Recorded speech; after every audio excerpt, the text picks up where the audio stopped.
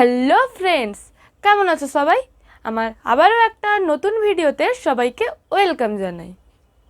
হাজব্যান্ডকে নিয়ে বেরিয়ে পড়েছি সমুদ্র এনজয় করতে।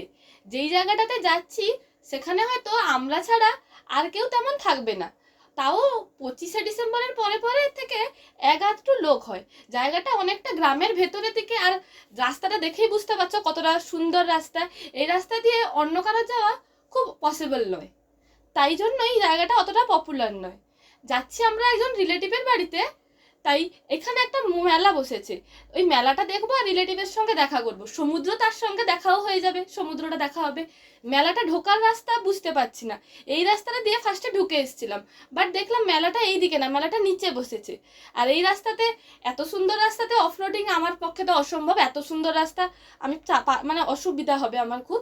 তাই হাজব্যান্ডকেই দিয়ে দিয়েছি বাইকটা, আর রিস্ক নিলাম না। আমি রিস্ক নিলে এখানে আর রিলেটিভের বাড়িতে যেতে হতো না, অন্য কোথাও হয়তো থাকতে হতো। তাই গাড়িটা রেখে দিয়ে একটু মেলাটা ফার্স্টে ঘুরে দেখি। এখন বিকাল আছে, বিকালের দিকটা একটু ঘুরে দেখি, রাতে তো আবার আসবো। এই দিক থেকে সুন্দর দোকান বসেছে, গ্রামের মেলা যেমন হয় বেশ সুন্দর দোকান বসেছে, অনেক রকমের ভালো লাগছে। আর খাওয়ার দোকান অলরেডি বসে গেছে, ফুচকা, তারপরে পাপড়ি চাট, তারপরে চটপটি, বিশাল অনেক কিছু দোকান আছে। এইদিকে অনেক জিনিসপত্র আছে। আমি একটু ভিডিও করে নিচ্ছি, আর হাজব্যান্ড সেই ফাঁকে ওদের জন্য কিছু জিনিস কিনে নিচ্ছে। ওদের বাড়িতে যাব, কিছু জিনিস অলরেডি নিয়ে এসেছি, আর কিছু কিনে নিচ্ছি। এইখানে এই ঠাকুরটা দেখো, গঙ্গা ঠাকুরের এখানে পুজো হচ্ছে, খুব ভালো লাগছে। ঠাকুরটা বেশ অন্যরকম করেছে। আর এখানে মেন প্রতিষ্ঠা মন্দির, এখানে অঞ্জলি হচ্ছে।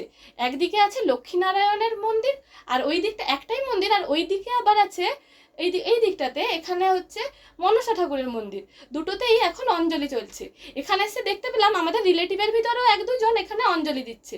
ওদের সঙ্গে আর ওদেরকে বেশি ডিস্টার্ব করলাম না, মন্দিরটা ভালো করে ঘুরে দেখে হাজব্যান্ড বললো চলো এই টাইমটা একটু সমুদ্রটা আমরা দেখে আসি, কারণ সন্ধ্যাবেলা আবার আসবো, এত বিকাল থেকে আর এসে লাভ নেই। এদিকে পাপড়ি চাট খেতে আমার ইচ্ছা ছিল, বাট হাজব্যান্ড এনে দিল না, এখন বললো পরে খাবো।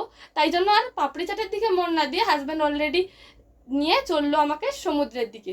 তাই এখন যাচ্ছি সমুদ্রের দিকে। এই রাস্তাটা দেখে বুঝতে পারছো কত সুন্দর রাস্তা। এই রাস্তাতে হাজব্যান্ড দিয়ে দিয়েছে আমাকেই গাড়ি চালাতে, ভাবো কতটা কষ্ট। আর ধুলো, রাস্তাটা নতুন করে তৈরি হচ্ছে, আর এই তার ভিতর থেকে আবার উল্টো দিক থেকে গাড়ি আসছে। দেখতে পাচ্ছ কতটা উঁচুতে চালাচ্ছে, ওই জেসিপি কাজ করছে, রাস্তাটা কাজ হচ্ছে, নতুনভাবে তৈরি হচ্ছে বলে প্রচুর ধুলা উঠছে। আর এই রাস্তাতে তো আমার পক্ষে চালানো একদম পসিবল হচ্ছে না। এখন উঁচুর থেকে আমরা চলে এসেছি নিচের দিকে, আমার ডান সাইডে পুরোটাই সমুদ্র। আমরা এখন সমুদ্রের গা বয়ে বয়েই যাচ্ছি, সমুদ্রের দিকে এখনো উঠিনি, কারণ ওই দিকে গেলে আরো কয়েকটা দোকান পাবো, আর ঘাটও আছে ওখানে ওঠার জন্য, মানে সমুদ্রের কাছে যাওয়ার জন্য। তাই জন্য আর এই জায়গাগুলোতে নামলাম না, এখন গাড়ি নিয়ে চলছি। আর এই রাস্তাতে আমার একদম অবস্থা খারাপ হয়ে যাচ্ছে এগুলো গাড়ি চালানো।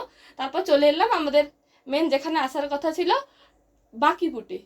বাট দুর্ভাগ্যবশত এখন ভাটা হচ্ছে, ভাটা চলে এসছে। আর সমুদ্র আমাদের যেটা দেখাচ্ছিল, ঢেউ দেখাচ্ছিল, সেটা আর দেখা সম্ভব হলো না। এখানে যারা আছে তারা এই যে কিছু কিছু নিদর্শন ছেড়ে গেছে, এই যে তাদের জিনিসপত্র পড়ে আছে, আর এই যে পাথরটা আছে, পাথর অবধি পুরোটা জল চলে আসে। এবার এখন ভাটার সময় তাই নেই। আমরা একটা বিশাল বড় বট গাছের কাছে সন্ধ্যাবেলায় ছায়ার জন্য বসেছি।